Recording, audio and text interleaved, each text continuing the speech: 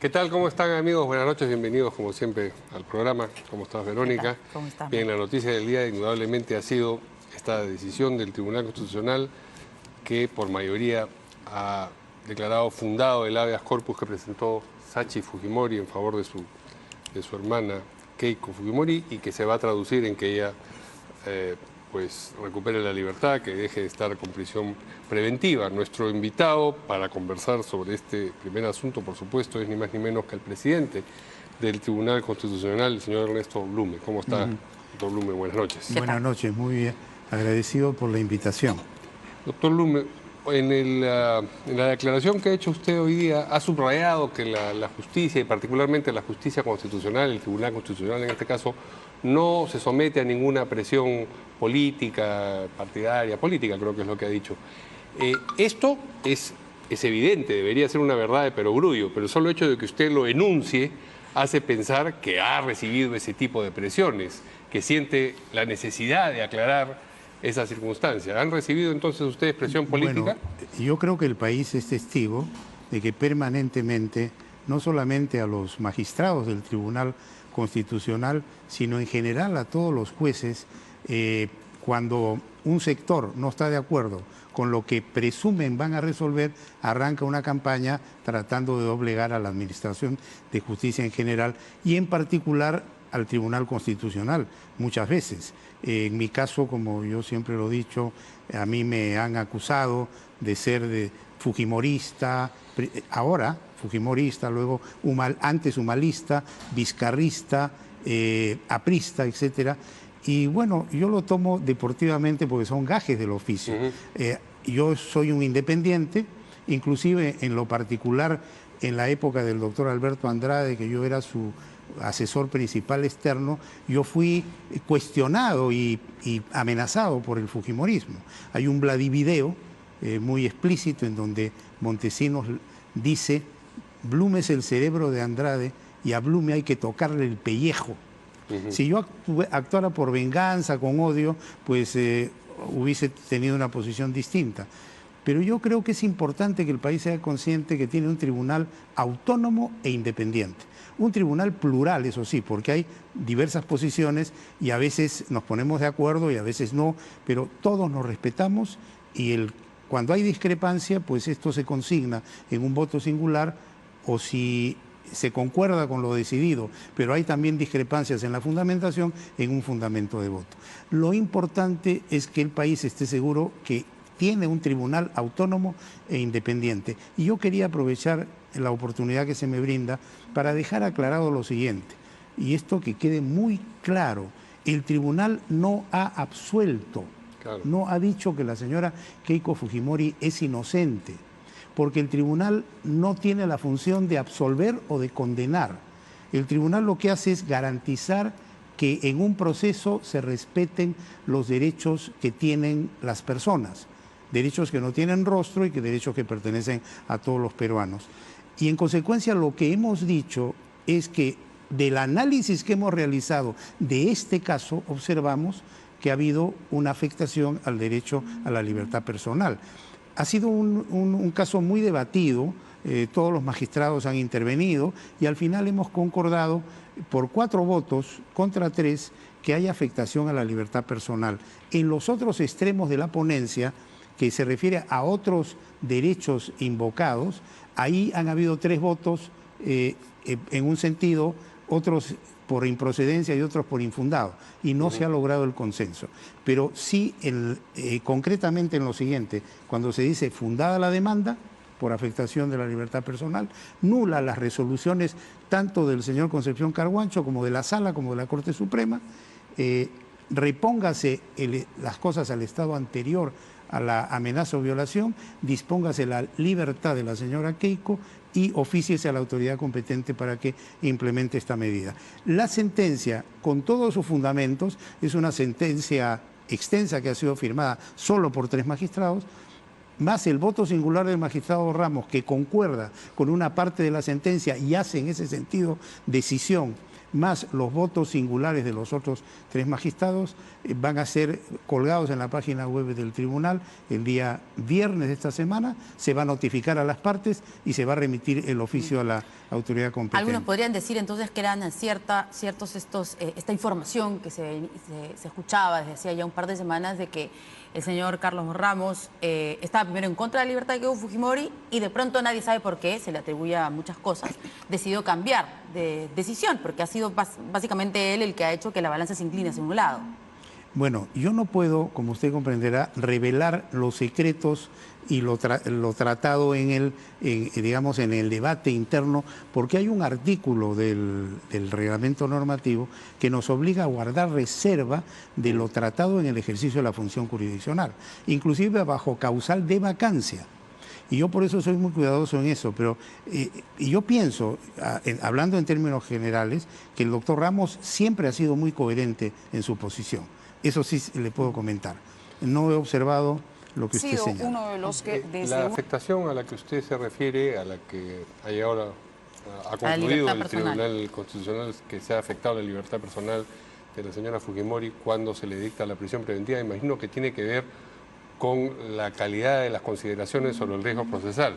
Claro, sobre si había riesgo de fuga u obstrucción de justicia. Y tiene que ver además con una, digamos, una lógica que debe imperar en el análisis tanto del pedido que hace el Ministerio Público como de la decisión que adopta el Poder Judicial.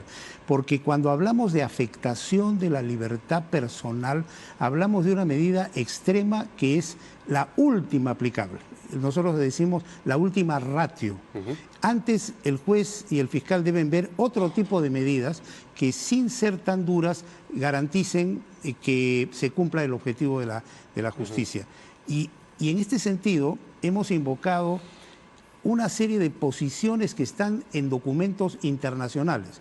Por ejemplo, hay un informe de la Comisión Interamericana de Derechos Humanos del año 2013, hay otro informe del 2017 y ambos enfatizan lo siguiente: la preocupación de la Comisión Interamericana de Derechos Humanos por el uso excesivo y abusivo que se viene dando en los países de la región, no solamente en el Perú, de esta figura de la prisión preventiva. Y además recomienda a la Comisión Interamericana una serie de medidas y dice lo siguiente, no lo digo yo: el uso excesivo y abusivo de la prisión preventiva es una muestra del fracaso de la administración de justicia en los países de la región. Porque no se trata de que usted detenga a la persona para recién ponerse a investigar, privarla de su libertad un tiempo determinado y luego haga recién la denuncia.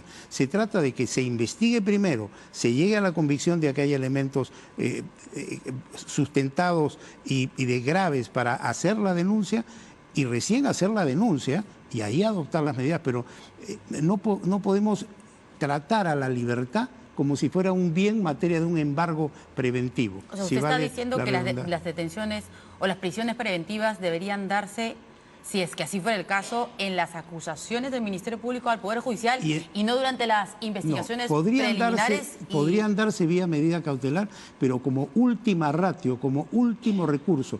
No olvidemos que esta figura de la prisión preventiva fue inicialmente concebida para delitos de máxima gravedad.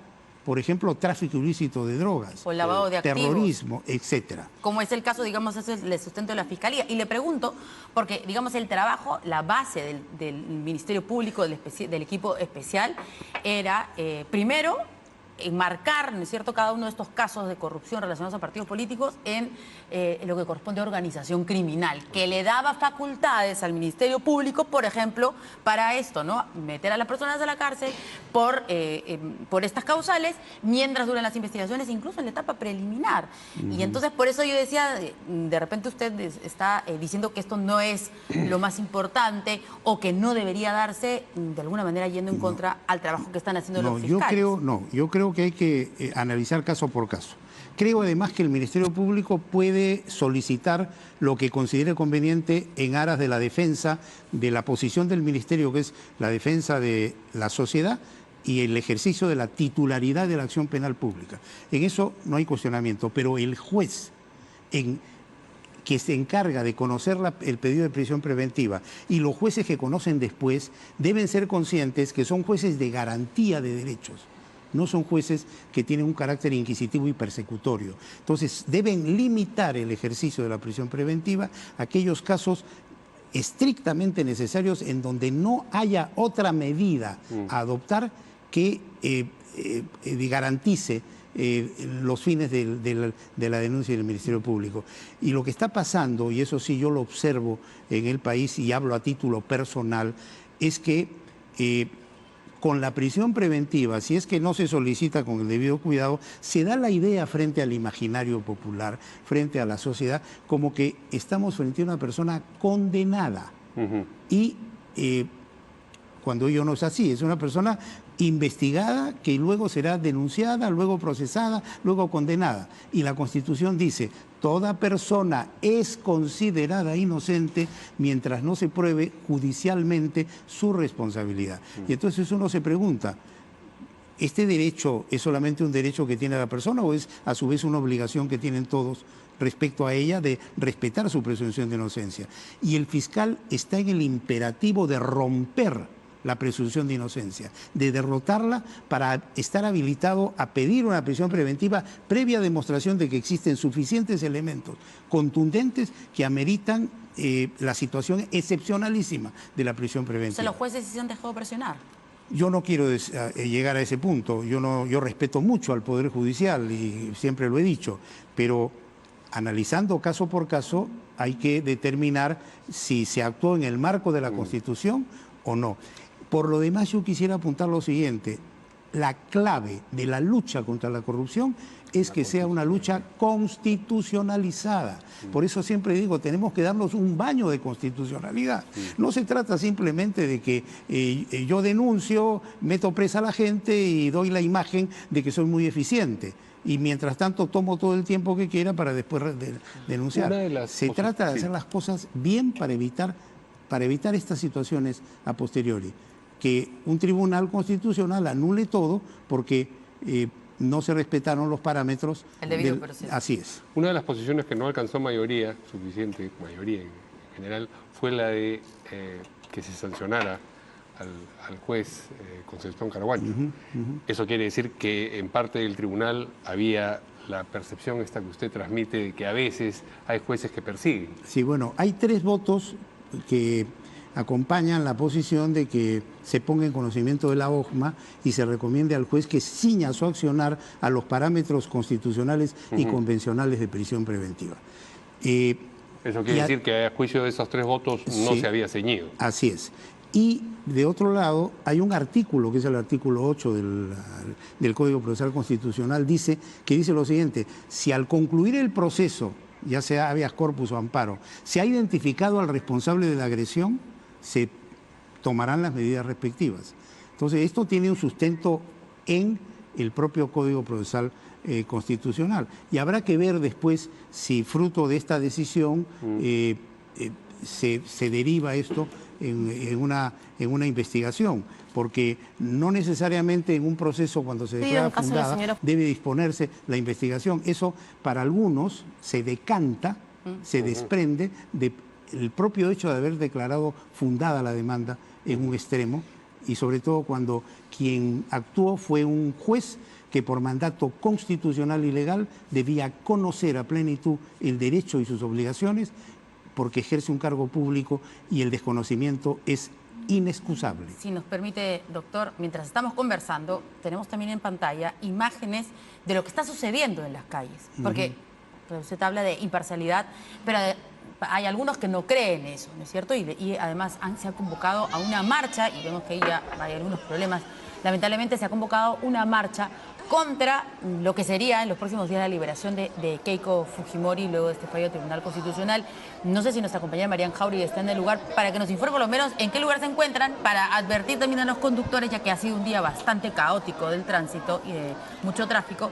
De repente podríamos ayudar a las personas que van a ir por esta zona en el Cercado de Lima. Si nos permite unos segundos. Marian, ¿nos escuchas? Ya. ¿Hola? Hola, sí.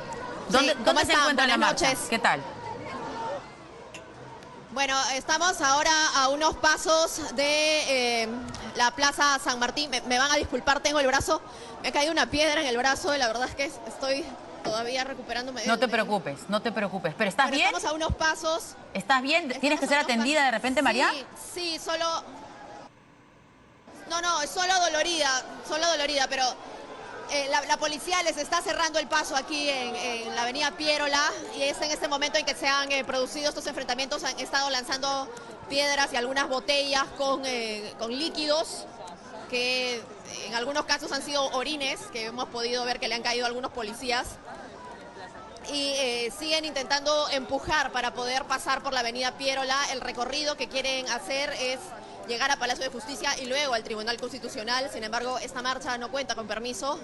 Entonces, la policía los tiene aquí retenidos. Sin embargo, de minutos en minutos se produce este forcejeo. Lo que podemos observar es que hay muchas banderas de Nuevo Perú y de Frente Amplio, ¿no? Hay un gran movimiento de banderas políticas, las que se están alzando sobre todo en la parte de adelante. Ciudadanos de a pie no hemos podido conversar con muchos, básicamente todos son pertenecientes a estos movimientos políticos, pero muy bien. Hay una importante reunión de personas aquí cerca de la Plaza San Martín. Sí, claro, lo más organizado, ¿no? Porque para hacer esto tan rápido tendría que ser así. Muy bien, María, bueno, cuídate por favor y estamos al tanto de cualquier problema que esperamos no sea así, se dé aquí en la marcha. Muchas gracias. ¿Se refería usted a este tipo de presión? No se refería a ese Para tipo. mí el derecho a la protesta, a salir a las calles para expresar una posición, es un derecho constitucional. Pero que ejerce una presión de cualquier forma. Que ejerce una presión, sí. Pero esa presión muchas veces deriva de otro tipo de presiones y de ciertas actitudes, de mi punto de vista, no muy responsables, que siembran en la colectividad ideas equivocadas y dan imágenes que no corresponden a la realidad. Porque yo estoy convencido que muchas de las personas que están participando en esta marcha piensan que el tribunal ha absuelto a Keiko y piensan que la señora Keiko ya está condenada, lo cual no es exacto y ustedes lo entienden perfectamente. Entonces, si hubiese una actitud más responsable de ciertos personajes encargados de llegar a las grandes mayorías y plantearan las cosas como son, una prisión preventiva es simplemente una detención de la persona que está sujeta a una investigación para recién después denunciar, procesar y eventualmente puede lograrse al final o una condena o una absolución. Eso tiene que quedar claro, pero mientras las personas piensen que porque detienen a alguien ya está condenada y ya no hay nada que hacer, se está Ahora, actuando en un nivel de error.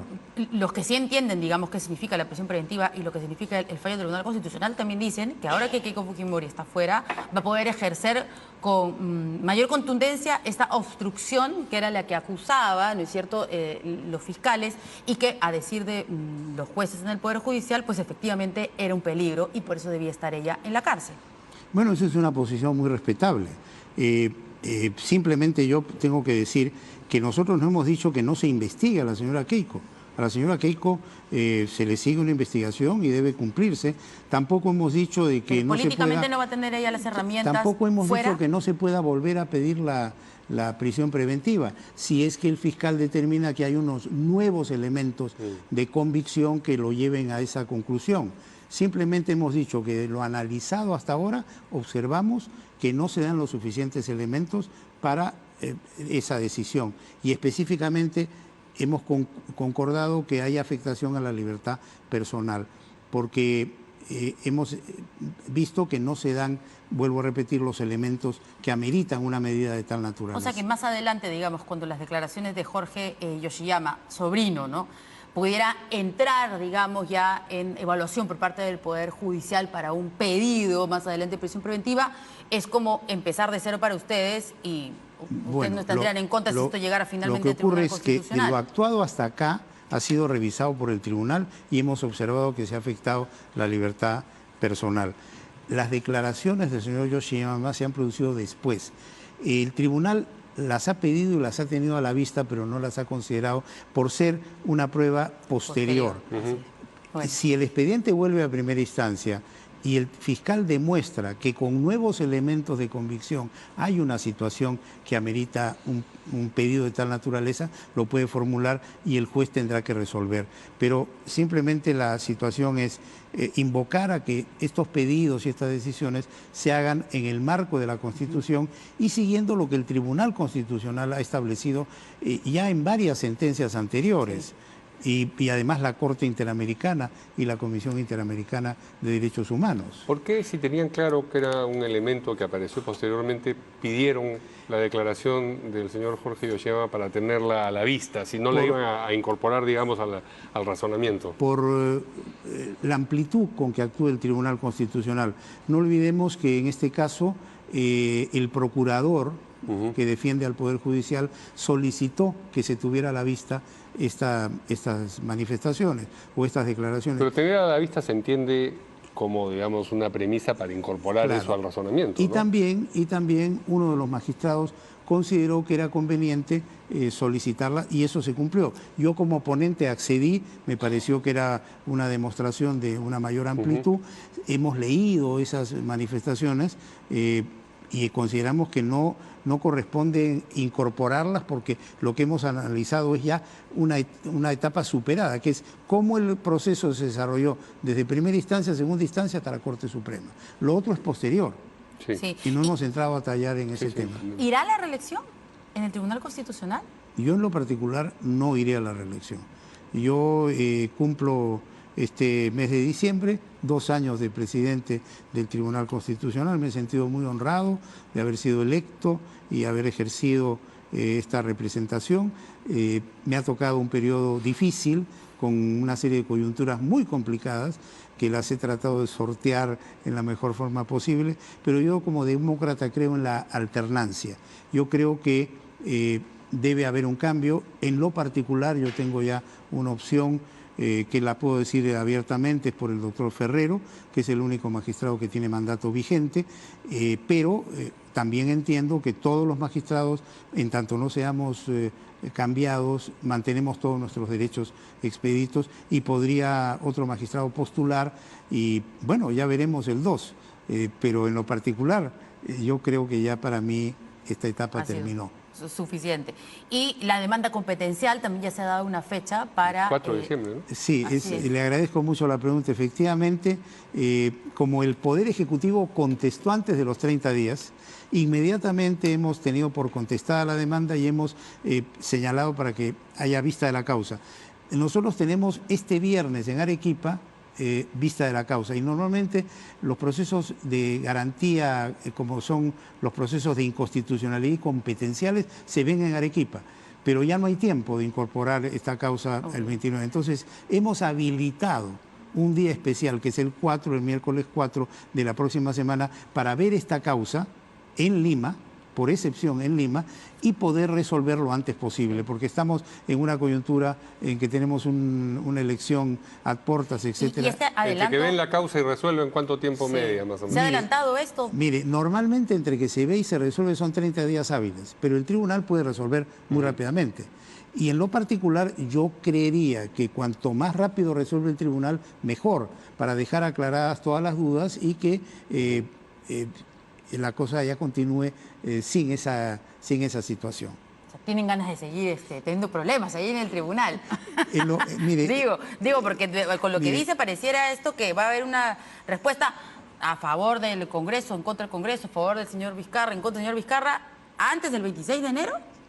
Podría ser, podría ser, porque si esto se ve el 4, podría ser que nos pongamos de acuerdo los magistrados en resolver esto antes del 14, porque luego hay un receso y por lo tanto podríamos sacarlo antes, o podría ser la primera semana de enero. En lo particular yo soy partidario de sacarlo lo más rápido posible para despejar todas dudas y que el tema ya se desarrolle sin esa posibilidad, ¿no? Muy bien, muchas gracias, doctor, por haber venido. Gracias a ustedes, muy amables. Gracias. Vamos a una pausa y regresamos con nuestra siguiente entrevista.